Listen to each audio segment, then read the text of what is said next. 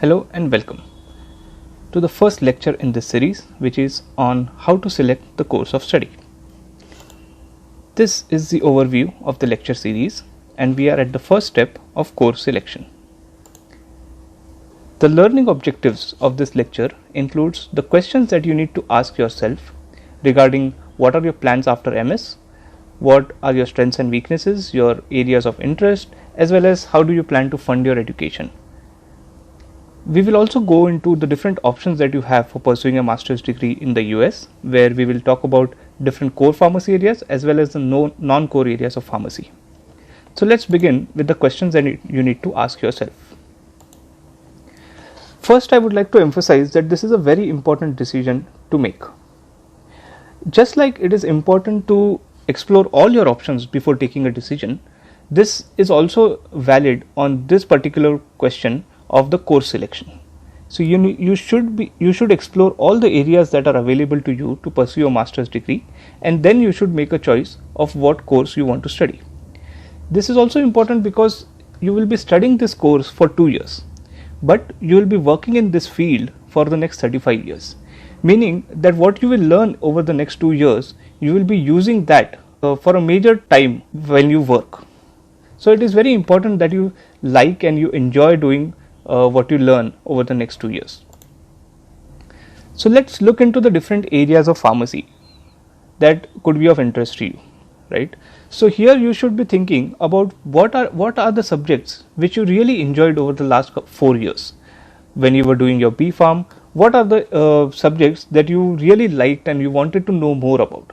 For example, you have studied about pharmaceutical manufacturing process. You may have had a subject on industrial pharmacy. So, if you really enjoyed about learning how the tablets are manufactured, how the manufacturing process is scaled, what are the different instruments which are required, you may choose industrial pharmacy as a area for doing a master's in the US.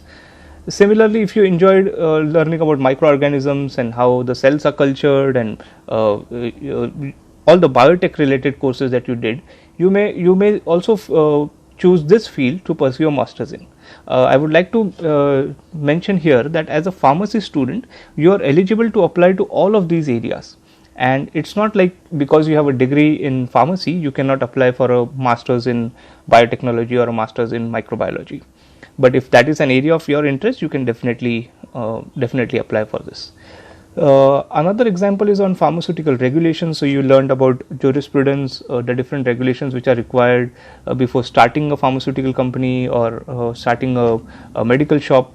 So these sort of things are covered in a master's program on pharmaceutical regulations, which we call as regulatory science. And we will go into much more details as we go ahead, but I would like to just point here that if you liked about reading different regulations and understanding them and applying them, then this could be also an area which you can think of pursuing a master's in. Clinical research again is in the last few years there have been a lot of focus on this. There have been a lot of companies which have come to India which perform clinical research. You have a lot of jobs available in this area. So you can also think of this field if you really like about working with patients, you like pharmacology, or you like biology as a whole. So this can be a area to further study in. So these are just a few examples. So likewise, you can think of all the different subjects that you have studied, and from there you can start thinking about what you really liked. Next, you should look into what are your strengths and weaknesses. One easy thing to do would be to just look at your mark sheets from the last 3-4 years, and you will be able to see which courses you were getting a good grade in, which courses you were not performing so well in. Based on that, you may be able to select some of the courses as well. So as an example, if biology is not your core area of strength, you don't like biology as much, but you do like trying to read up things on the internet and then finding an answer to something. So this is exactly what you would do in a regulatory course or in a regulatory work environment. So regulatory science may be a course of choice for you. If you like maths, you can choose pharmacoeconomics or clinical research design related courses where a lot of statistics are involved. You use a lot of advanced statistical things as well. So these you would be able to study in a master's program. and a master's